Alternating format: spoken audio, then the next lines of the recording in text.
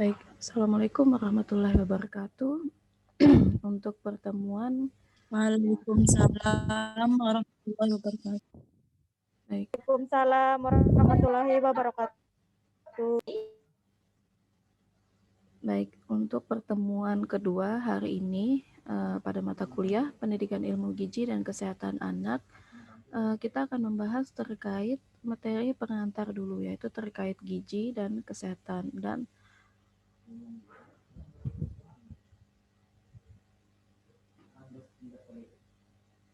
Jadi pertemuan hari ini pembahasannya adalah terkait gizi, kesehatan, serta nanti hubungan antara gizi dan kesehatan, sehingga bisa kalian memahami kenapa sih kita harus menjaga makanan yang bergizi dan sebagainya. Nah, sebelum kita mulai materi kita lebih jauh, kita membahas lebih jauh, silahkan kalian mengamati dulu gambar berikut ini. Jadi ada 2 gambar di sini, anak, 2 orang anak yang sedang berbaring. Kira-kira nih, menurut kalian, ketika kalian melihat kedua gambar ini, apa yang terlintas dalam pikiran kalian? Saya silahkan salah satu.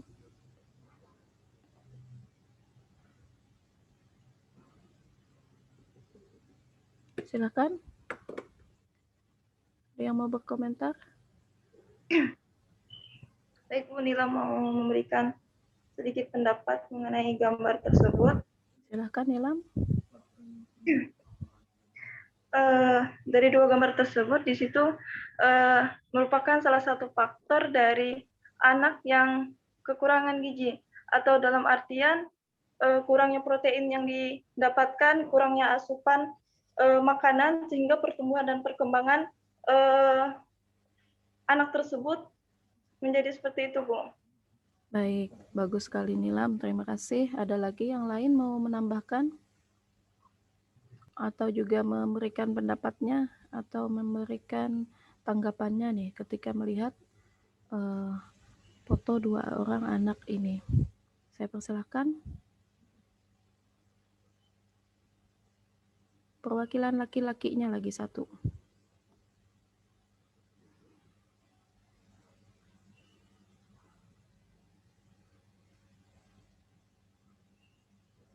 Ayo, Dimas.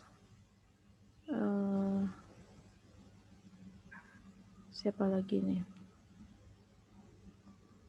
Evan, Jackie.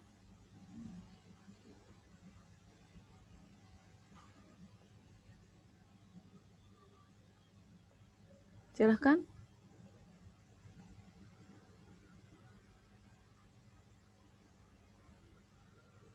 Jackie, silahkan Jackie.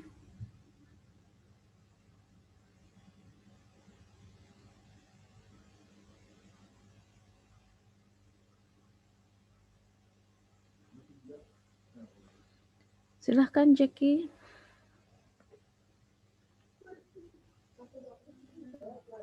Masih belum paham, Bu. Saya hanya mau minta pendapat dari Jackie. Kira-kira ketika Jackie melihat foto ini, apa yang terlintas di pikiran Jackie?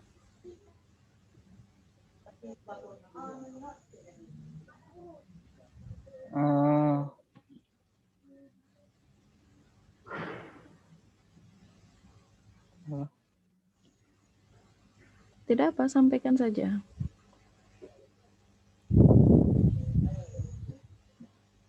Menurut saya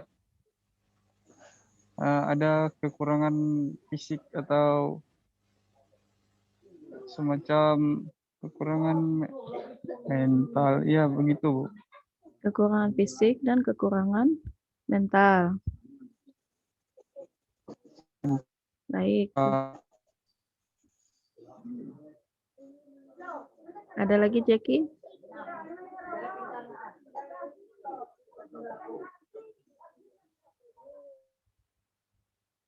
Baik, itu tadi dari Nilam dan Jackie. Jadi adanya kekurangan gizi sehingga menyebabkan adanya kekurangan fisik kalau kita bisa gabungkan dari kedua pendapat tadi. Jadi kalau secara fisik dari secara penampilan luar kita bisa melihat bahwa kedua anak ini mengalami kekurangan dari segi tampilan fisik. Jadi badannya kurus sekali misalnya. Nah, kalau asumsi sementara ini bisa jadi karena memang dia kekurangan gizi.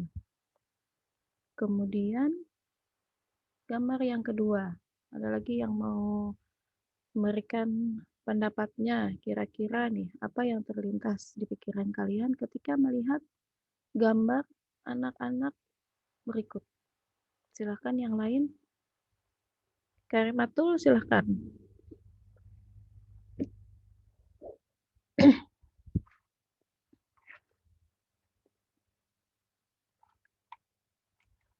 Silahkan Karimatul.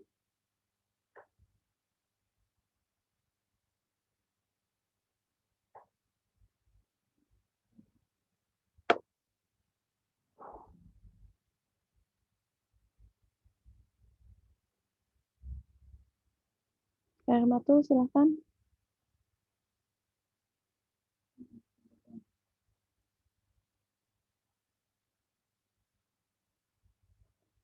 Silahkan Karimatul.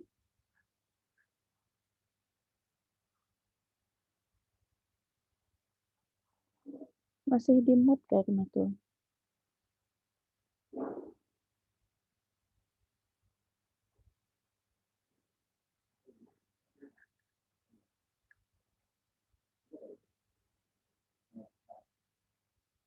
Tidak mau menanggapi? Baik. Anissa Aulia. Silahkan Anissa Aulia. Anissa Aulia videonya tidak ada. Jangan-jangan sambil tiduran ini.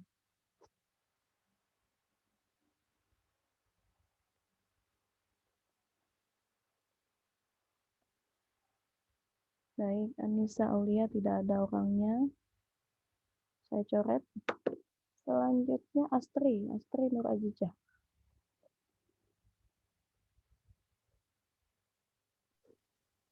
Baik Bu, saya akan menanggapi pada dua gambar tersebut terlihat 3 anak kecil yang mengalami dampak pertumbuhan ekonomi sehingga pertumbuhan gizinya itu tidak terpenuhi. Baik. Seperti itu Bu. Ada lagi Astri? Cukup Bu. Baik, terima kasih Astri. Selanjutnya Berliana, silahkan ditambahkan tanggapan dari Astri tadi.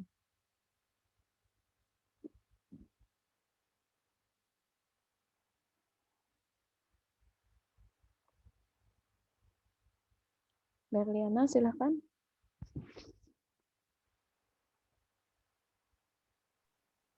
Saya kah, Bu? Iya.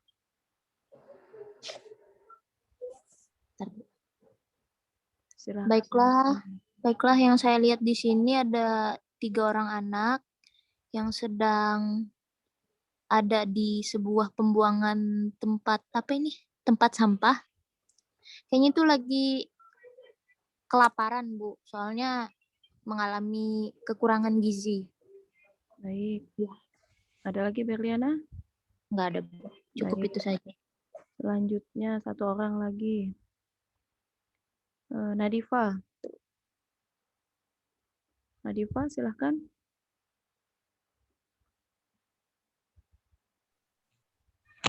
Baik Bu, di sini yang saya lihat ada untuk mencari makan Bu. Dari bekas sisa-sisa mereka kelaparan.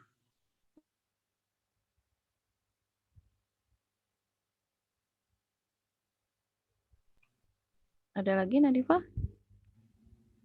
Itu saja Bu.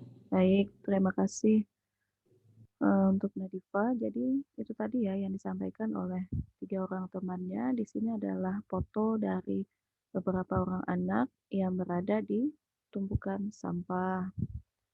Kalau kita lihat secara sekilas, mereka bisa jadi mengalami kekurangan gizi.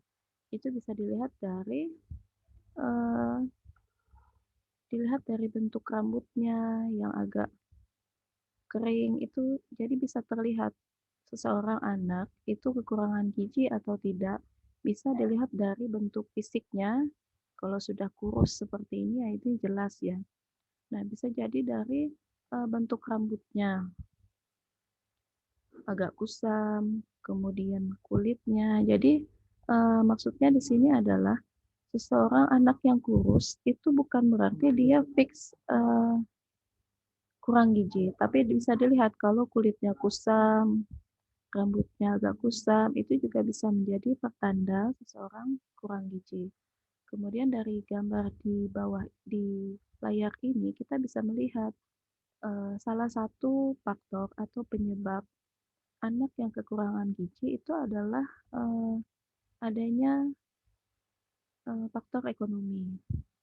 Jadi anak yang memiliki faktor misal berada di bawah garis kemiskinan, itu besar kemungkinan akan mengalami kekurangan gizi karena memang asupan gizinya mereka kurang.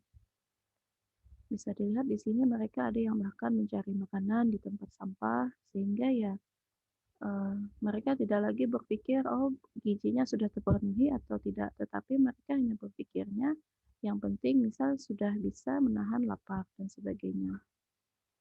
Nah, kemudian kita lanjut. Di sini juga bisa dilihat ada anak yang kurus ya, badannya ini bisa memang karena kekurangan gizi. Nah, sekarang seperti yang sudah saya sampaikan tadi sebelumnya, salah satu penyebab dari anak itu kekurangan gizi atau malnutrisi diantaranya adalah faktor ekonomi. Kira-kira nih menurut kalian apa faktor lain penyebab seseorang itu bisa mengalami malnutrisi? Silahkan. Siapa yang mau memberikan pendapatnya? Dwi Indah Handayani? Silahkan Dwi Indah Handayani, videonya dinyalakan. Silahkan, menurut Dwi Indah Handayani, faktor apa lagi yang dapat menyebabkan seseorang anak itu mengalami malnutrisi atau kekurangan gizi selain faktor ekonomi?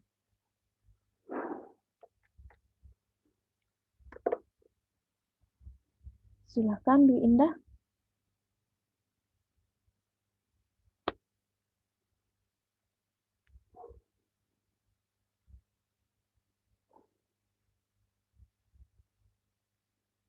Silahkan.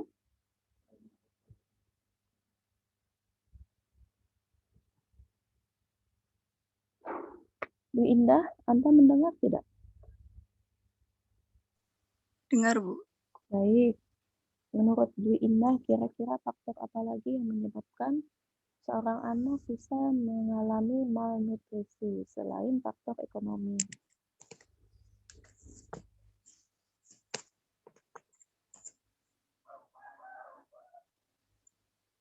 Mau Bu, suaranya putus-putus.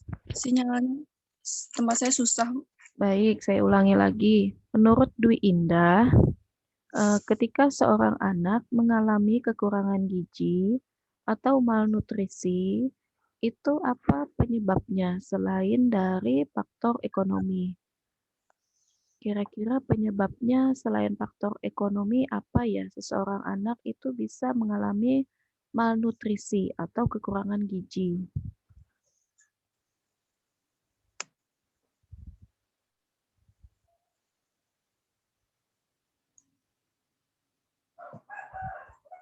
Silahkan, Dwi Indah.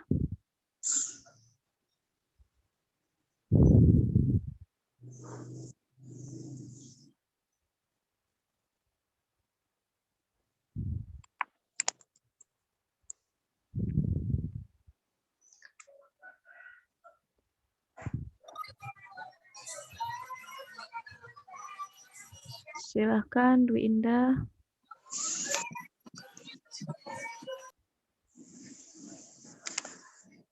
Kalau menurut saya sih Bu, ya kalau kekurangan gizi itu mungkin dari makanannya atau kurang gitu Bu, atau gimana ya? Susah Bu saya jelaskan. Maaf Bu kalau salah. Ya, nggak apa-apa. Baik, itu tadi pendapat dari Dwi Indah. Saya tidak pernah menyalahkan pendapat mahasiswa ya, karena kita di sini saling diskusi. Jadi jangan pernah takut untuk menyampaikan pendapat. Selanjutnya, kalau memang misal belum pas, baru nanti di akhir akan saya tambahkan. Selanjutnya adalah Dimas. Kalau menurut Dimas, apa Dimas? Kalau menurut saya malnutrisi bisa disebabkan karena berbagai hal. Yang pertama tadi kecanduan ekonomi, atau bisa juga karena penyakit yang menyebabkan susah makan, atau bisa juga karena gangguan mental atau depresi. Dan itu Bu, waktu ketika balita atau masih bayi itu jarang mendapatkan ASI, jadi kurang mendapatkan gizi yang seimbang. Baik, itu tadi menurut Dimas ya bagus sekali. Jadi memang selain faktor ekonomi, ada juga memang faktor lainnya seperti yang disampaikan oleh Dimas tadi. Misal tadi kurangnya asupan ASI. Nah, sekarang nih mungkin memang kalian di sini belum ada yang menikah atau yang belum punya anak ya, tetapi insya Allah ketika kalian berinteraksi di lingkungan sekitar, ada kasus di mana seorang ibu itu tidak bisa memberikan ASI yang cukup kepada anaknya. Karena tidak menemukan kasus yang seperti itu. Jadi ada beberapa orang ibu yang memang mereka ingin memberikan ASI yang eksklusif, lengkap kepada anaknya, tetapi tidak bisa. Namun, ada juga ibu yang sebenarnya dia bisa memberikan ASI, tetapi dia tidak mau. Jadi ada dua kasus yang berbeda. Itu sebenarnya ya, kalau kita kaitkan dengan jawaban Dimas tadi, pada kasus yang kedua, seorang ibu dia bisa memberikan ASI tapi tidak mau. Jadi kembali lagi karena memang ada pengaruh depresi. Ketika seorang ibu setelah melahirkan, itu sangat rawan akan terjadinya depresi.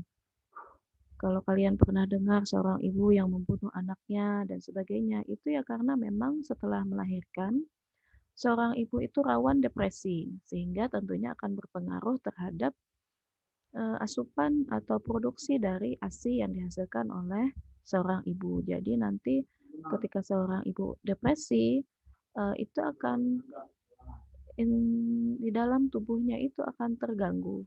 Kelenjar produksi ASI pada kelenjar mamai sang ibu akan terganggu sehingga ASI-nya pun tidak keluar atau keluar tapi sedikit. Jadi ada banyak sekali faktornya. Kemudian faktor yang lain juga yang kadang dianggap remeh, tetapi nyata adanya terjadi di sekitar kita adalah adanya pemahaman-pemahaman bahwa misal nih, ketika ibu habis melahirkan hanya boleh makan ini, hanya boleh makan ini, tidak boleh makanan yang ini. Pernah tidak kalian menemukan hal-hal seperti itu? Siapa tahu misal kakaknya, kalau memang belum menikah, siapa tahu misal ada kakaknya atau ibunya dulu yang cerita misal. Jadi memang ada makanan-makanan pantangan bagi orang yang habis melahirkan. Nah, padahal ketika seorang ibu setelah melahirkan itu sebenarnya tidak ada pantangan untuk makanan. Jadi mereka memang harus terus memenuhi gizi mereka untuk pemulihan diri mereka sendiri dan juga untuk menjaga supaya produksi ASI itu tetap lancar, tidak ada kendala. Jadi nanti itu PR besar bagi kalian ketika kalian juga misal nanti menikah, punya anak, kalian harus bisa ketika kalian sudah belajar tentang gizi ya, kalian harus bisa memberikan pemahaman bahwa ibu hamil, ibu melahirkan, anak kecil itu perlu memiliki asupan gizi yang harus dijaga supaya bisa mencapai asupan gizi yang optimal. Kemudian setelah tadi kita bahas terkait gizi dan zat gizi, di sini kalian bisa melihat kalau untuk pengertiannya sendiri, gizi itu sendiri adalah substansi organik yang dibutuhkan organisme untuk fungsi normal dari sistem tubuh, untuk pertumbuhan dan pemeliharaan kesehatan. Kalau zat gizi sendiri itu adalah unsur yang terkandung pada makanan yang memberikan manfaat bagi kesehatan. Dari dua pengertian ini, bisa kalian kemudian pahami bahwa memang kenapa tadi sampai ada anak yang fisiknya sangat kurus sekali, itu kita menganggapnya bahwa dia kekurangan gizi, karena memang di sini bisa kalian lihat bahwa gizi itu sangat penting fungsinya bagi tubuh untuk pertumbuhan dan untuk pemeliharaan kesehatan.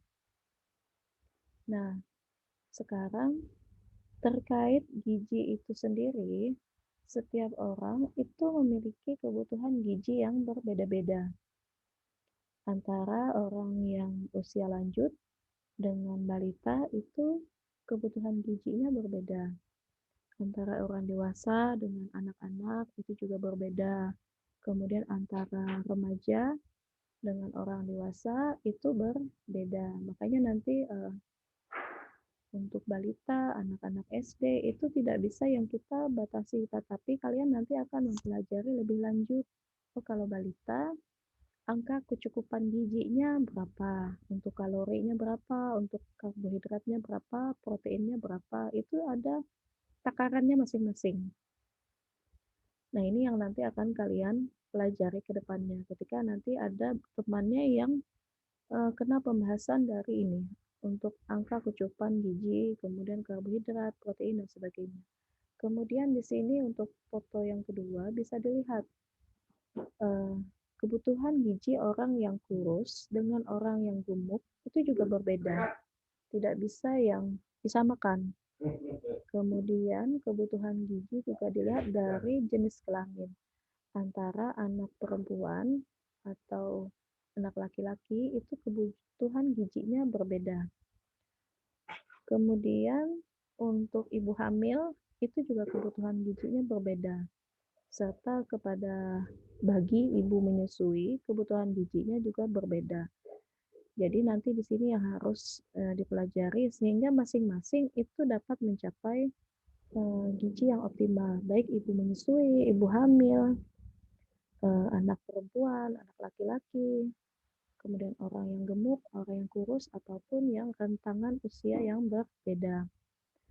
Nah, itulah sebabnya kalau dalam Islam, ibu hamil dan ibu menyusui itu ada atau ada diperbolehkan untuk tidak menjalankan ibadah puasa karena memang secara medis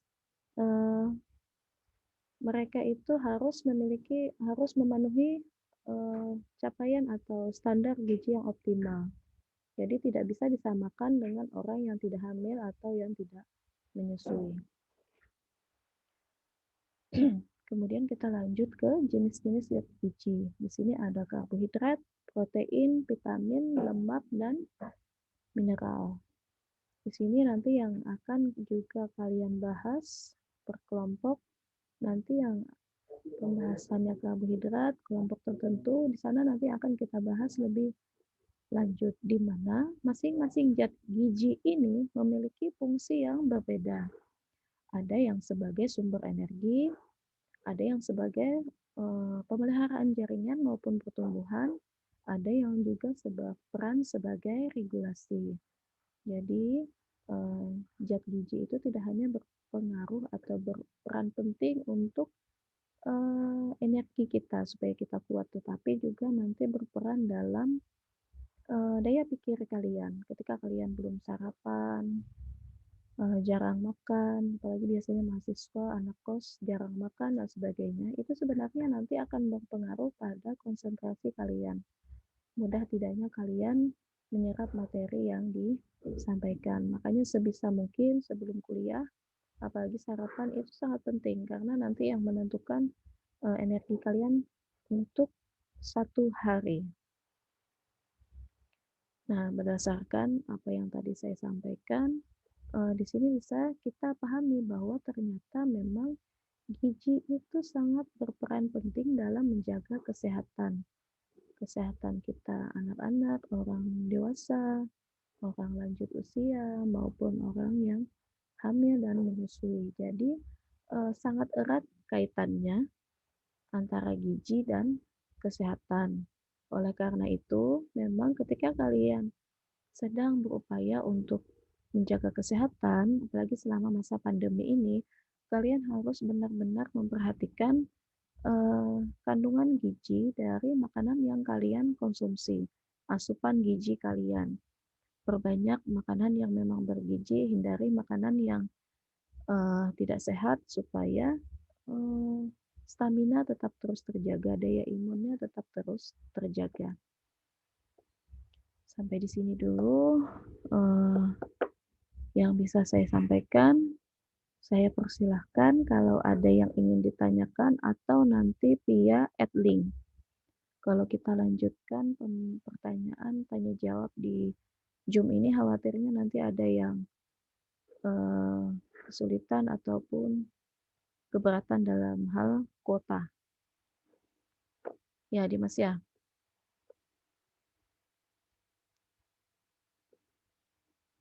Baik, sampai di sini dulu yang bisa saya sampaikan terkait materi. Jadi nanti kita sistemnya sama seperti ini ya. Saya jelaskan dulu materi, baru nanti pertanyaannya di @link.